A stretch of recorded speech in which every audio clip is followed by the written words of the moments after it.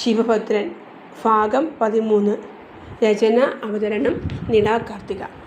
താഴേക്ക് ചെല്ലുമ്പോൾ മുത്തശ്ശി കപ്പ അരിയുന്നുണ്ട്. ഭദ്രന് കപ്പ പുഴുങ്ങിയതും മീൻകറിയും ഇഷ്ടമാണത്രേ. മുത്തശ്ശിയും ഞാനും കൂടി എല്ലാം ഉണ്ടാക്കി വെച്ചു. രവീന്ദ്രൻ പറഞ്ഞത് കേട്ട് എൻ്റെ മോള് സങ്കടപ്പെടണ്ട കേട്ടോ. ഇവളുടെ അല്ലേ ആങ്ങള, പ്രശ്നമുണ്ടാക്കാനേ അവൻ അറിയുകയുള്ളൂ. മുത്തശ്ശി പറയുന്നത് കേട്ടതും രമ ഇഷ്ടപ്പെടാതെ അവനെ നോക്കി. ആഹാരം എടുത്തു വെച്ചപ്പോഴേ കണ്ടു കസേര വലിച്ചിട്ട് ഇരിക്കുന്ന അയാളെ. തന്നെ വിളമ്പി ഒന്നും മിണ്ടാതിരുന്ന് കഴിക്കുന്നവനെ ചെറിയൊരു അതിശയത്തോടെ തന്നെയാണ് നോക്കിയതവൾ. കയ്യും കഴുകി മുണ്ടിൻ്റെ തുപ്പത്ത് മുഖം തൂത്തുകൊണ്ട് എഴുന്നേറ്റ് പോയിരുന്നു. ഏട്ടത്തി, ഏട്ടൻ്റെ ഈ മാറ്റത്തിന് ക്രെഡിറ്റ് ഏട്ടത്തിക്കാണ് കേട്ടോ. നേരത്തെ വരുന്നത് തന്നെ പാതിരാത്രിക്കായിരുന്നു. എന്നാൽ ഇപ്പോഴോ നേരത്തെ വരുമെന്ന് മാത്രമല്ല, ആഹാരവും കഴിക്കും ഇവിടുന്ന്. ഇനി അമ്മോരുടെ സ്വഭാവം കൂടി മാറിയാൽ മതി. അവൻ പറയുന്നതിന് ഉത്തരമെന്നോണം വെറുതെ ചിരിച്ചതേ ഉള്ളൂ അവൾ. മുറിയിൽ ചെല്ലുമ്പോൾ അയാൾ ബെഡിൽ ചെരിഞ്ഞ് കണ്ണടച്ച് കിടക്കുന്നുണ്ട്. എന്ത് ചെയ്യണമെന്നറിയാതെ കുറച്ചു നേരം അങ്ങനെ തന്നെ നിന്നുപോയവൾ. പിന്നെ തലയണ കയ്യിലെടുത്തതും ഭദ്രനൊന്ന് അനങ്ങിയതും പെട്ടെന്ന് തന്നെ തലയണ അവിടെ തന്നെ വെച്ചു. ബെഡിലേക്ക് കയറി കിടന്നതും പുതപ്പെടുത്ത് തലവഴി പുതച്ചു. അവളുടെ പ്രവൃത്തിയിൽ അവൻ്റെ ചുണ്ടിൽ ചെറു ചിരി പിരിഞ്ഞു വന്നു. പെട്ടെന്ന് തന്നെ മാഞ്ഞും പോയിരുന്നു, അവൾ പോലും അറിയാതെ. ഓരോ ദിവസവും ചെല്ലും തോറും അയാളോടുള്ള വെറുപ്പ് മാറുന്നത് അതിശയത്തോടെ അറിഞ്ഞു. ഇപ്പോൾ അയാൾ അടുത്ത് വരുമ്പോൾ വെറുപ്പും അറപ്പും തോന്നുന്നില്ല എങ്കിലും അയാളെ അംഗീകരിക്കാൻ തനിക്ക് ഒരിക്കലും കഴിയില്ല എന്ന് മനസ്സിനെ പറഞ്ഞ് പഠിപ്പിച്ചുകൊണ്ടേയിരുന്നു ഹൃദയ.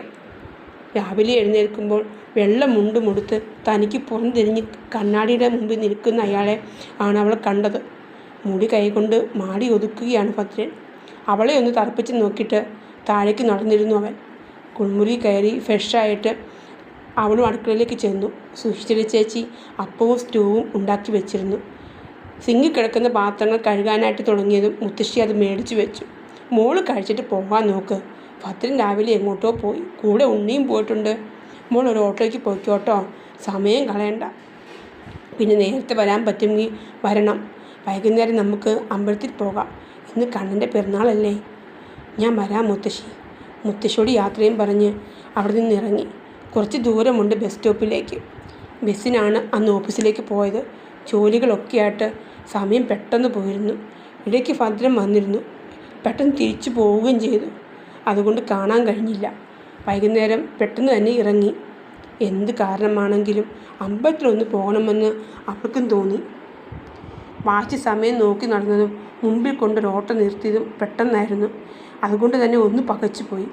അകത്തിരിക്കുന്നവരെ കണ്ടതും സന്തോഷത്തോടെ അടുത്തേക്ക് ചെന്നു. അഭിയുടെ അമ്മ, പിന്നെ സുധി. എടി, നീ ഓട്ടോയിൽ കയറ്, കുറച്ച് സംസാരിക്കാനുണ്ട്. അവർ പറയുന്ന കൂടെ കരയുന്നുമുണ്ട്. എന്താ അമ്മേ, എന്താ പറ്റിയത്? എന്തിനാ കരയുന്നേ? നീ ഓട്ടോയിൽ കയറ്, കുറച്ച് കാര്യങ്ങൾ പറയാനുണ്ട്. സുധി അവളോടായി പറഞ്ഞു. ഞാൻ വരുന്നില്ല, എനിക്ക് നേരത്തെ ഇന്ന് വീട്ടിൽ പോകണം. പറഞ്ഞതും അവൾ നടക്കാൻ തുടങ്ങി. വന്ന വഴി മറക്കരുത് നീ. ഇപ്പോൾ പുതിയ വീട്, പുതിയ ഭർത്താവ് അല്ലേ? എൻ്റെ കുഞ്ഞിനെ കൊണ്ട് കൊലയ്ക്ക് കൊടുത്തിട്ട് സുഖമായി ജീവിക്കുകയാണല്ലേ? അമ്മയുടെയും സുധിയുടെയും മുഖഭാവം അവളെ ചെറുതായി പേടിപ്പെടുത്തി. അമ്മ എന്തൊക്കെയാണ് പറയുന്നേ? അവൾ ഓട്ടോയിൽ കയറി അതിലൊഴിഞ്ഞ കെട്ടിടത്തിൻ്റെ അടുത്തായി നിർത്തിയിരുന്നു. എൻ്റെ മോനെ അവനാണ്. എന്താ അമ്മേ കാര്യം പറ. എനിക്ക് നിങ്ങൾ പറയുന്നതൊന്നും മനസ്സിലാകുന്നില്ല. ഇനി എന്ത് മനസ്സിലാക്കാൻ? നഷ്ടപ്പെട്ട ഞങ്ങൾക്കല്ലേ, നിനക്കല്ലല്ലോ. നിനക്കിപ്പോൾ പുതിയ ജീവിതം കിട്ടി, സുഖം. സുധി അവളോട് പുച്ഛത്തിൽ പറഞ്ഞു. നിങ്ങളൊക്കെ എന്താ പറയുന്നതെന്ന് തെളിച്ച് പറയാമോ? ഹൃത്തിക തൻ്റെ നെഞ്ച് പേടിയോടെ വല്ലാതെ മിടിക്കുന്നതറിഞ്ഞു. ഞങ്ങളുടെ അഫിയെ എന്നിട്ട് ആക്സിഡൻ്റ് ആക്കി. അതൊരു കൊലപാതകമാണ് മോളെ. കേട്ടത് വിശ്വസിക്കാനാകാതെ തളർന്നു നിന്നവൾ. കാലുകൾ വേച്ചു പോയതും നിലത്തേക്കിരുന്നു. തല പെരുക്കുന്ന പോലെ തോന്നിയതും രണ്ട് കൈകളും തലയിൽ അമർത്തിക്കരഞ്ഞു. ആരാ എൻ്റെ അഭിയേട്ടനെ? പറ, ആരാ? അവൾ സുധിയുടെ കോളറിൽ പിടിച്ച് ഉലച്ചു. അവൻ ശ്രീശൈലത്തെ ശിവഭദ്രൻ, നിൻ്റെ പുതിയ കെട്ടിയോൻ. അവനെ ഞങ്ങളുടെ കുഞ്ഞിന്, അവനെ നിന്നെ കിട്ടാൻ വേണ്ടിയിട്ട്. അവളെ പിടിച്ചു മാറ്റി അഭിയുടെ അമ്മ ഉച്ചത്തിൽ അലറി അവളോട്. അവളുടെ വാക്കുകൾ തലയോടിന് തകർക്കുന്ന പോലെ തോന്നി. കാതുകൾ കൊട്ടി അടയ്ക്കുന്ന പോലെ തോന്നിയതും അലറിക്കരഞ്ഞുകൊണ്ട് നിലത്തേക്ക് ഇരുന്നു പോയവൾ. ഇല്ലമ്മ, നുണയാ, അയാൾ അങ്ങനെ ചെയ്യില്ല. ഓഹോ, നിനക്ക് അവനെയാണല്ലേ വിശ്വാസം? അവൻ്റെ ചൂടറിഞ്ഞപ്പോൾ എൻ്റെ കുഞ്ഞിനെ മറന്നു. അനാദിയായി നിനക്ക് ജീവൻ തന്നത് അവനാണ്. അത് മറക്കരുതായിരുന്നു. പറഞ്ഞതും അവളെ പിടിച്ച് അങ്ങോട്ട് ഉന്തി. അമ്മ എന്താ ചെയ്യുന്നത്? വിട്. നമ്മളെക്കാളും വിഷമം അവൾക്ക് കാണില്ലേ? ആദ്യ ഭർത്താവിനെ രണ്ടാം ഭർത്താവ് തീർത്തു എന്ന് പറയുന്നത് ഏത് പെണ്ണിനും വിശ്വസിക്കാനാകുമോ? അതും പറഞ്ഞ് അവളെ പിടിച്ച് എഴുന്നേൽപ്പിക്കാൻ വന്നതും കൈ തട്ടി മാറ്റിയിരുന്നു ഹൃദയ. രൂക്ഷമായി അവന് നോക്കാനും മറന്നില്ല. അവൾക്ക് നേരെ നീട്ടിയ കൈ പിൻവലിച്ച് ശ്രുതി വർദ്ധിച്ച അമർഷത്തോടെയും ദേഷ്യത്തോടെയും. അമ്മേ, എന്തെങ്കിലും തെറ്റിദ്ധാരണയാകും. അയാൾ എന്നോട് അങ്ങനെയൊക്കെ കാണിച്ചുവെങ്കിലും ഒരാളെ കൊല്ലില്ലമ്മ. അവൾ അവളുടെ മുമ്പിൽ തറന്നു നിന്നു. ദേ, ഇവൻ പറയും ആരാ എന്താ ചെയ്തതെന്ന്. അതും പറഞ്ഞ് അവിടെ നിന്ന് ഓട്ടോ ഡ്രൈവറിനെ അവളുടെ മുമ്പിലേക്ക് നീക്കി നിർത്തി. അയാൾ മുഖം കുനിച്ച് നിന്നിരുന്നു. പകപ്പോടെ നോക്കി അവൾ അയാളെ. പറയടോ, എന്താ അന്ന് അർദ്ധരാത്രി സംഭവിച്ചതെന്ന്. അയാളുടെ തോളിൽ തള്ളി അവർക്ക് നേരെ നിർത്തിയെടുത്ത് ശ്രുതി. അതേ പെങ്ങളെ, അയാളെ കൊച്ചിൻ്റെ ഭർത്താവിനെ ഞാൻ എൻ്റെ 2 കണ്ണുകൊണ്ട് കണ്ടതാ. അയാളിൽ നിന്ന് കേട്ട വാക്കുകളുടെ ആക്കത്തിൽ അവൾ നിലത്തേക്കിരുന്നു. കണ്ണുനീര് ചാലിട്ടൊഴുകി. അന്ന് രാത്രി എനിക്കൊരു ആശുപത്രി ഓട്ടമുണ്ടായിരുന്നു. അത് കഴിഞ്ഞ് തിരിച്ചു വരുമ്പോഴാണ് അകലിൽ നിന്നേ കണ്ടത് ഭദ്രൻ്റെ ജീപ്പ് അബിയുടെ ബൈക്കിനെ ഇടിച്ചു തെറിപ്പിക്കുന്നത്. പിന്നെയും പുറകോട്ടെടുത്തിട്ട് ദേഹത്തൂടെ കയറ്റുകയായിരുന്നു. ഒരു വലിയ അലർച്ചയോടെ കാതുകൾ പൊത്തി അവൾ. അതിന് തലേന്ന് കവലേക്കിടന്ന് അബിയോട് വഴക്കിട്ടിരുന്നു. കൊച്ചിൻ്റെ പേര് പറഞ്ഞായിരുന്നു വഴക്ക്. ഒന്നിനും മടുക്കില്ല എന്ന് വരെ പറഞ്ഞു ഭദ്രൻ. അവനെ പേടിച്ചിട്ടാ ഞാൻ ഒന്നും പറയാതിരുന്നത്. എനിക്ക് 2 കുട്ടികളുണ്ടേ. അയാൾ കൈകൂപ്പി. ഇതിൻ്റെ പേരിൽ എനിക്കൊരു കുഴപ്പവും ഉണ്ടാകരുത്. എനിക്ക് പോലീസ് സ്റ്റേഷനിൽ കയറി ഇറങ്ങാൻ വയ്യ. അതിന് നിയമത്തിന് കൊടുക്കില്ല അവനെ. അതും പറഞ്ഞ് നിലത്തിരിക്കുന്ന ഹൃദയെ പിടിച്ചുയർത്തി അബിയുടെ അമ്മ. നിന്നെക്കൊണ്ട് പറ്റുമോ അവനെ തീർക്കാൻ? നിനക്ക് വേണ്ടിയല്ലേ എൻ്റെ കുഞ്ഞിനെ അവൻ. നിനക്ക് കുറച്ചെങ്കിലും എൻ്റെ കുഞ്ഞിനെ സ്നേഹിച്ചിരുന്നുവെങ്കിൽ കൊല്ലടി അവനെ. അവളുടെ തോളി പിടിച്ച് ഉലച്ചു അവർ. വാടിയ തണ്ട് പോലെ ഊർന്നു വീണു, കരയാൻ പോലും ആകാതെ. നിന്റെ താലി പൊട്ടിച്ചവൻ ആണവൻ. പകരം കയറാണ് കിട്ടിയത് നിന്റെ കഴുത്തിൽ. പൊട്ടിച്ചെറിയും മോളെ. അവന് ജീവിക്കാൻ അവകാശമില്ലടി ഹൃദയെ. പറഞ്ഞതും എന്തോ അവളുടെ കൈകളിലേക്ക് വെച്ച് കൊടുത്തു അവർ. മങ്ങിയ കാഴ്ചയിലൂടെ കണ്ടു അവൾ ഒരു കുപ്പി, വിഷക്കുപ്പി.